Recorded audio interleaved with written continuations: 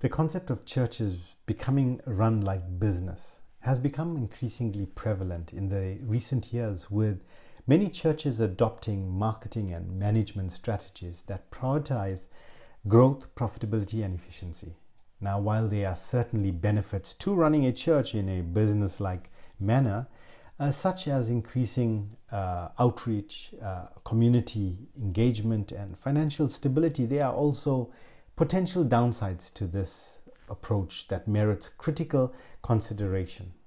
Now, one of the key concerns associated with churches being run like a business is it can lead to a shift in priorities away from spiritual growth towards metrics of success that are more secular in nature. Now, for example, churches may become more focused on increasing attendance, revenues, and brand recognition than on fostering meaningful relationships with their congregants or pursuing a deeper understanding of God's will.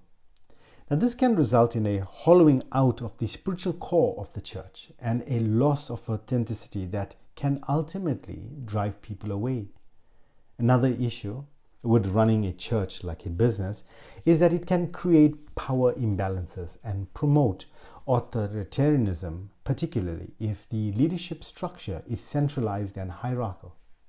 Now, this can lead to a lack of accountability and transparency, as well as reluctance to challenge authority or speak out against the abuses of power.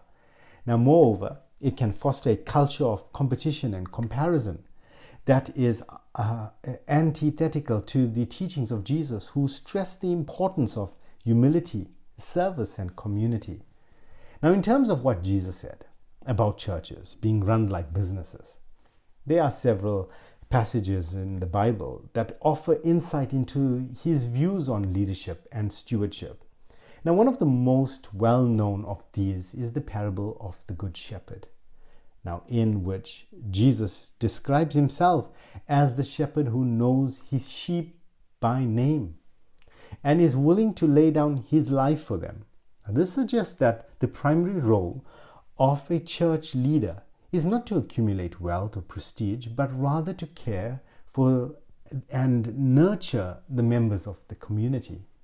Another relevant passage is the story of Jesus overturning the tables of money changers in the temple, which highlights the danger of turning sacred spaces into marketplaces.